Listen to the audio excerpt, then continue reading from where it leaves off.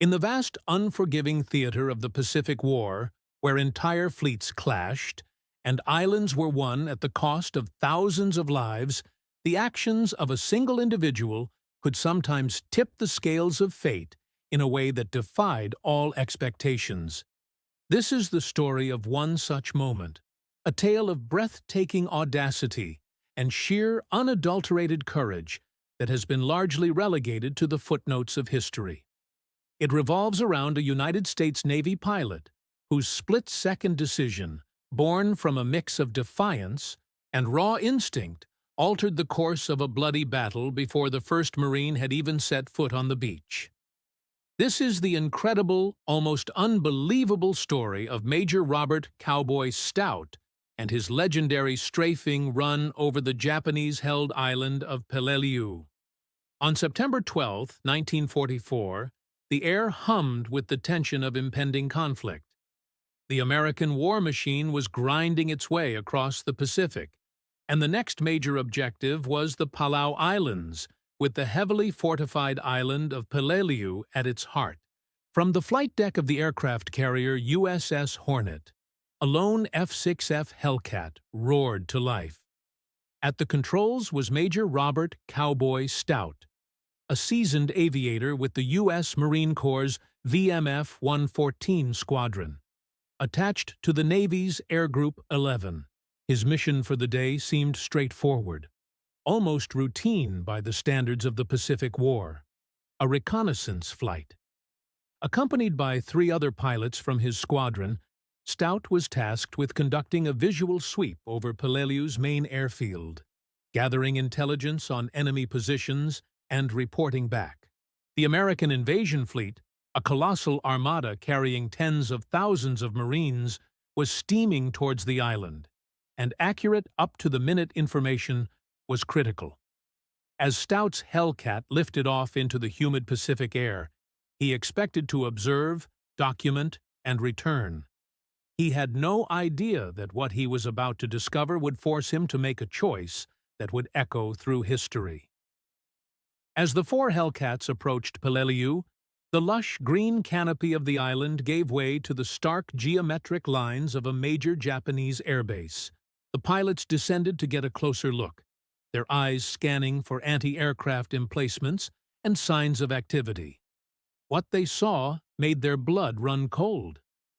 Parked in neat, orderly rows along the runway and in revetments were dozens of Japanese aircraft. This was no dormant, forgotten outpost. The airfield was teeming with fighters and bombers, Zeros, Judys, and Bettys, fully fueled, armed to the teeth, and seemingly moments away from launching. The implications were terrifyingly clear. This was a hornet's nest, an aerial ambush waiting to be sprung. These planes were not just for defense. They were poised to launch a massive preemptive strike against the approaching American invasion fleet. If they got into the air, they could inflict catastrophic damage on the troop transports and their naval escorts, potentially crippling the invasion before it even began and sending thousands of American Marines to a watery grave. The standard operating procedure was clear and unambiguous: observe and report. The pilots were under strict orders not to engage unless fired upon. Their mission was reconnaissance, not attack. Engaging a heavily defended airfield with only 4 fighters would be suicidal. The prudent, logical, and ordered course of action was to climb to a safe altitude, radio in the intelligence, and let the command staff on the USS Hornet coordinate a full-scale, organized strike with dive bombers and torpedo planes. Any other action would be a court-martial offense. 3 of the pilots in Stout's flight did exactly that, banking their Hellcats away from the danger zone and beginning their climb to relay the urgent news. But Major Stout did not follow them.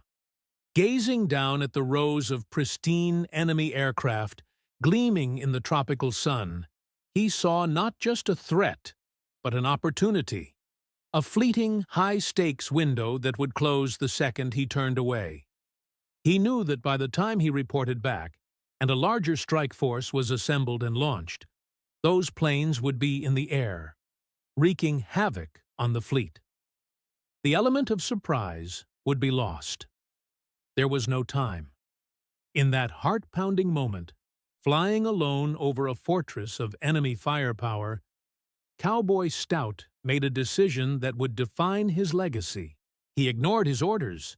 He ignored the overwhelming odds. He ignored the cacophony of self-preservation screaming in his mind. Toggling his radio, he transmitted a message that was as brief as it was defiant. "I'm going in."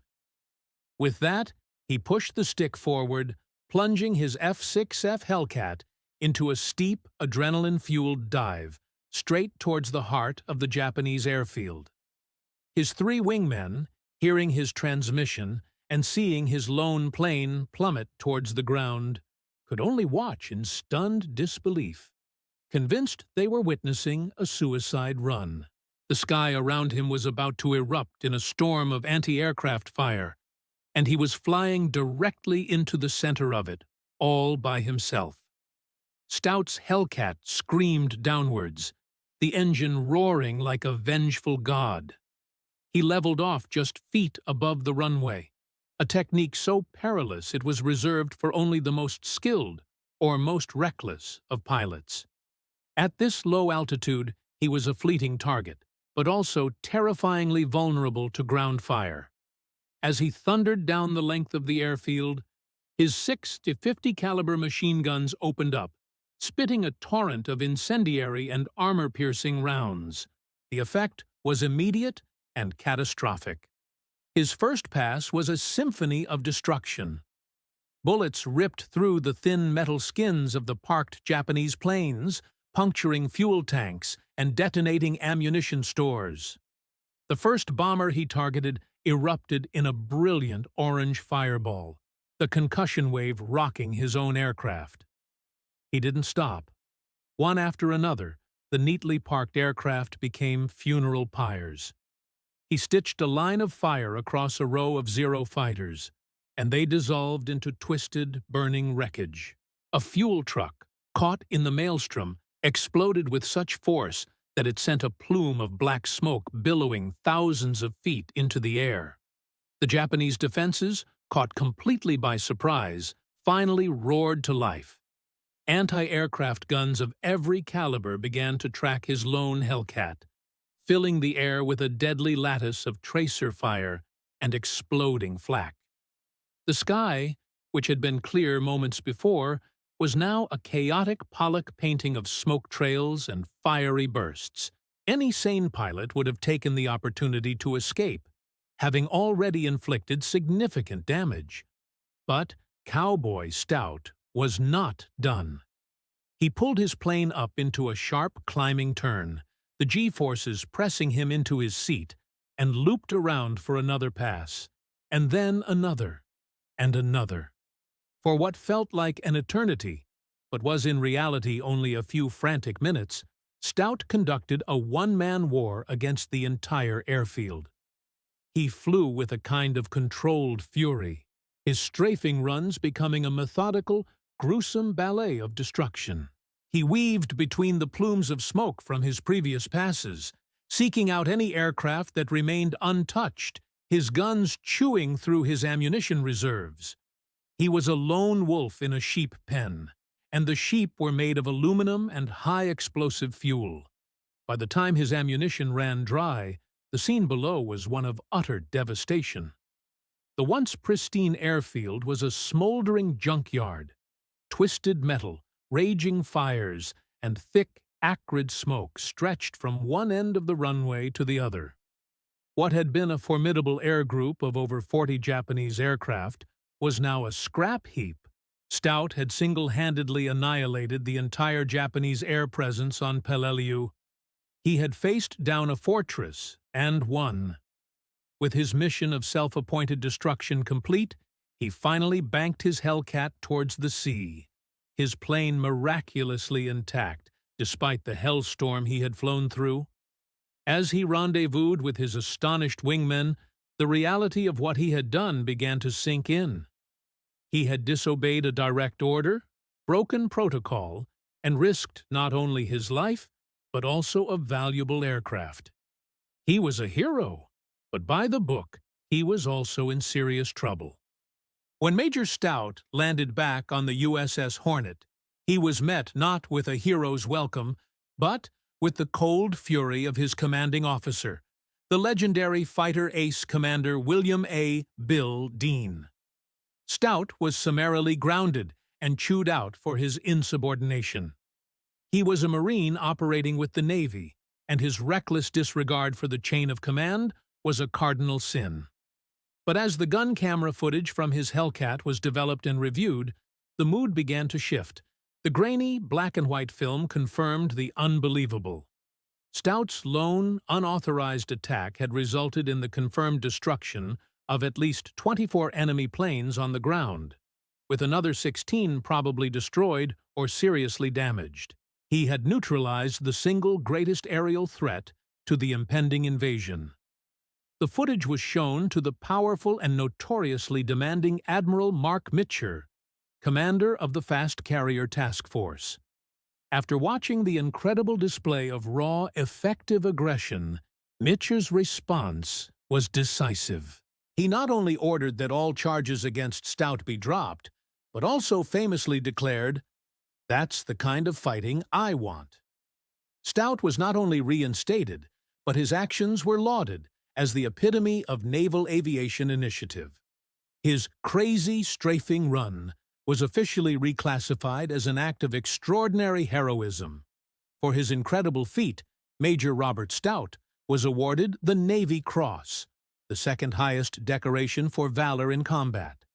The impact of Stout's 10-minute rampage cannot be overstated. By destroying Peleliu's air power before it could launch, he saved countless American lives.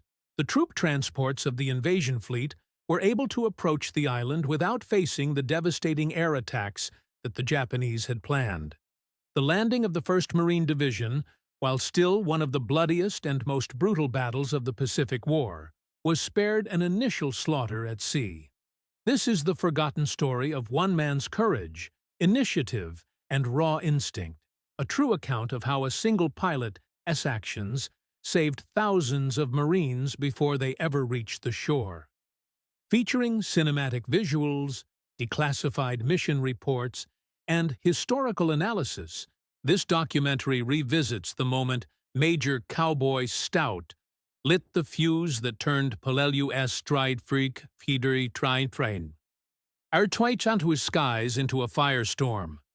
Experience the Pacific War like never before, through the eyes of the man who changed its course.